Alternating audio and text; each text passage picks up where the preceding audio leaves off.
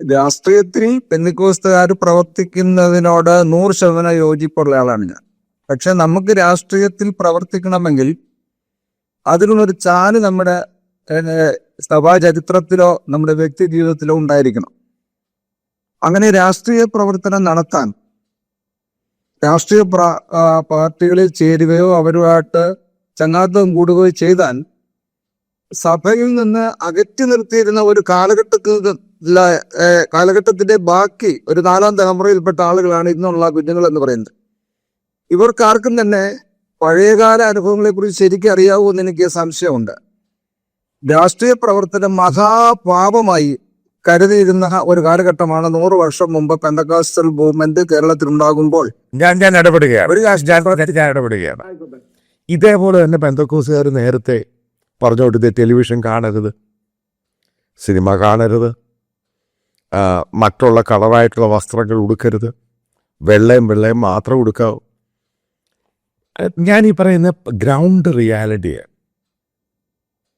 നിങ്ങൾ സമൂഹത്തിലാണോ ജീവിക്കുന്നത് അതോ വേറൊരു ലോകത്താണോ ജീവിക്കുന്നത്? അല്ല, നമ്മൾ സമൂഹത്തിൻ്റെ ഇടയിലാണ് ജീവിക്കുന്നതെങ്കിലും നമ്മുടെ പിതാക്കന്മാർ ഏതോണ്ടായിട്ട് അന്യഗ്രഹത്തിൽ ജീവിക്കുന്ന ഒരു പ്രകൃതി ജനിപ്പിക്കുമാറാണ് പഠിപ്പിച്ചതും അവർ പ്രസംഗിച്ചതും. അതിന്റെ കുഴപ്പങ്ങൾ ഇതല്ല.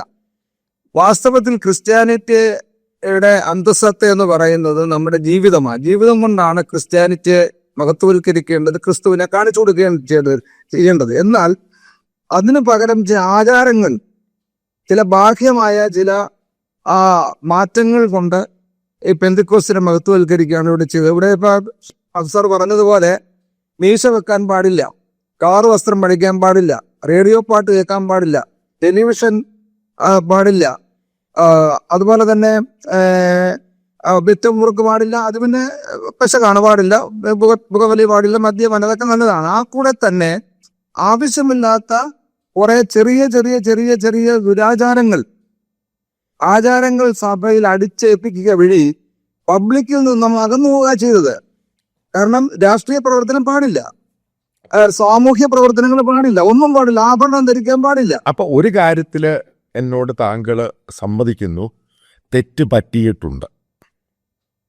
തീർച്ചയായിട്ടും കാലത്തിന്റെ പുരോഗതി, ഈ സമൂഹം, ഈ പ്രപഞ്ചവും ഈ സമൂഹവും ഓരോ റെവല്യൂഷൻ പെർ മിനിറ്റ് എന്ന ഓരോ മിനിറ്റ് പോലും നമ്മുടെ പ്രപഞ്ചവും നമ്മുടെ സമൂഹവും നമ്മുടെ എല്ലാം മാറിക്കൊണ്ടിരിക്കുക. നമ്മൾ 25 വർഷം മുമ്പ് കഴിച്ച ഭക്ഷണമല്ല ഇന്ന്, അന്ന് താമസിച്ച വീട്ടിലല്ല ഇന്ന് താമസിക്കുന്നത്, അന്നത്തെ വസ്ത്രമല്ല ഇന്ന് കഴിക്കുന്നത്, അന്നത്തെ ഭക്ഷണമല്ല ഇന്ന് കഴിക്കുന്നത്, അന്നത്തെ വീടല്ല, അന്നത്തെ വാഹനമല്ല ഇന്ന് ഉപയോഗിക്കുന്നത്. കാലകൊണ്ട് യുഗത്തിലായിരുന്നു അന്ന്.